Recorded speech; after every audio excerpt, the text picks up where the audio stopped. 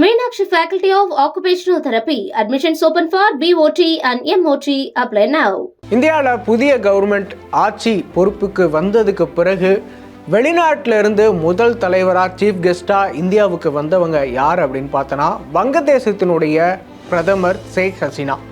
இந்தியாவுக்கும் வங்கதேசத்துக்கும் இருக்கிற நட்புறவை இன்னும் அதிகப்படுத்தணும், இன்னும் வலிமைப்படுத்தணும் அப்படின்னு பிரதமர் மோடி அதற்கான விஷயங்களை முன்னெடுத்துட்டு இருக்கும்போது இப்போது வங்கதேசம் சைனாவோட மிக நெருக்கமாயிட்டு இருக்காங்க. கிட்டத்தட்ட பல வருடங்கள், அதாவது 11 வருடங்களுக்கும் மேலாக இழுபறியில் இருக்கிற சைனா, இந்தியா, வங்கதேசம், இந்த 3 நாடுகளுக்கும் இடையில ட்ரையாங்கிளில் இருக்கிற இந்த நாடுகளுடைய ஒரு முக்கியமான திட்டம் பற்றி இப்போது அவங்க சைனாவோட பேச போகிறாங்க, அதற்கான டீலும் பேச போகிறாங்க அப்படிங்கிறது தெரிய வருது. இன்னொரு விஷயம் என்ன அப்படின்னு பார்த்தோன்னா, ஜூலை 8 to 11 வரை இதற்காக ஷேக் ஹசீனா சைனாவுடைய அதிபர் ஜி ஜின்பிங்கை சந்திக்கிறதுக்காக சைனாவுக்கும் போகிறாங்க. ஸோ அந்த சந்திப்பில் இந்த டீல் குறித்து மிக முக்கியமாக பேசப்படும் அப்படின்னு எதிர்பார்க்கப்படுது.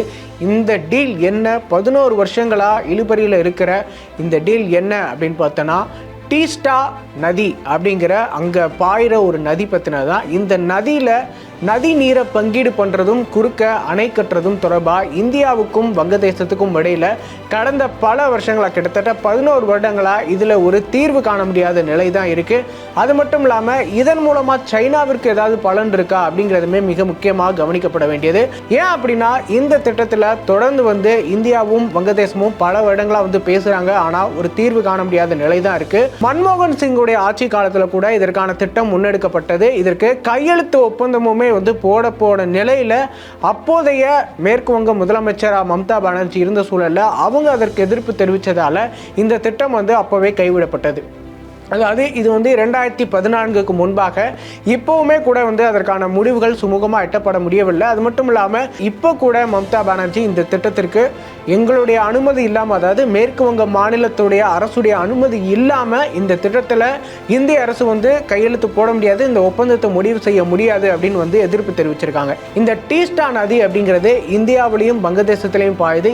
இந்த நதி மூலமாக பெரும்பாலான அந்த பகுதிகளில் இருக்கிற பெரும்பாலான மாவட்டங்களில், மாநிலங்களில் பார்த்தோம் அப்படின்னா விவசாயம் செழிக்குது. அது மட்டும் இல்லாமல் இதன் மூலமாக அவங்களுக்கு ஒரு இந்த நீர் ஆதாரம் ஒரு முக்கியமான நீர் ஆதாரமாக இருக்குது. ஸோ அப்படி இருக்கும்போது 2 நாடுமே இதில் சுமூகமாக ஒரு முடிவெடுக்க வேண்டிய ஒரு சூழல் ஏற்பட்டிருக்கு. ஆனால் மேற்கு வங்க மாநில அரசு இதற்கு ஒத்துக்கொள்ளாததுமே கடந்த காலங்களில் இது முடிவு செய்ய, இந்த டீல் முடிவு செய்யப்பட முடியாத ஒரு சூழலில் இருக்குது. அது மட்டும் இல்லாமல் பார்த்தோம் அப்படின்னா 2 நாடுகளுக்கும் இடையில் இந்த நதிநீர் பங்கீடுலையுமே பெரிய சிக்கல் இருக்கதா சொல்லப்படுது. அது மட்டும் இல்லாமல் அணை கட்டுறதுக்குமே 2 நாடுகளுக்கும் இடையில சுமூகமாக ஒரு உடன்பாடு எட்டப்படலை அப்படிங்கிறதுமே தெரிய வருது. வங்கதேசத்தினுடைய பிரதமர் ஷேக் ஹசீனா இப்போ ரீசெண்டாக கூட ஜூன் மாதத்தினுடைய இறுதி வாரத்தில் இந்தியாவுக்கு போயிருந்தாங்க. இந்த திட்டம் தொடர்பாக பேசிட்டு போயிருந்தாங்க அப்படின்னு சொல்லப்படுது. ஏன் அப்படின்னா, இந்த திட்டம் குறித்து ஏற்கனவே இந்தியாவுடைய வெளியுறவுத்துறை அமைச்சர்களோ அதிகாரிகளுமே குறிப்பிட்டிருந்தாங்க. இந்த டீஸ்டா நதியில் அணை கட்டுறதுக்கு இந்தியா தயாராக இருக்குது அப்படின்னு குறிப்பிட்டிருந்தாங்க.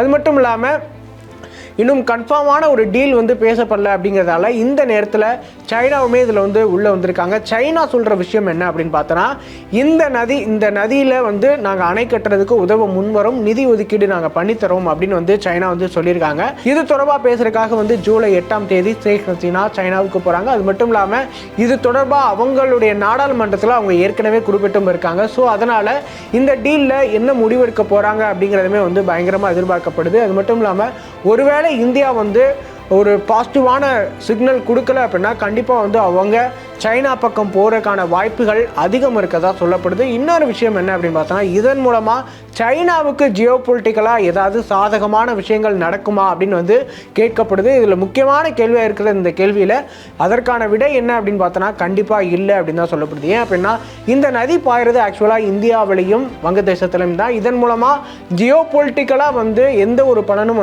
சைனாவுக்கு இல்லை. ஆனால் வங்கதேசத்தினுடைய நட்பை பெற முடியும். அது மட்டும் இல்லாமல் இதற்கு நிதி உதவி மட்டும்தான் சைனா பண்ணுறாங்க. மற்ற நாடுகளுக்கு பண்ணுற கடன் திட்டங்கள் மாதிரியாக இல்லாமல் நிதி உதவி மட்டும்தான் பண்ணுறாங்க.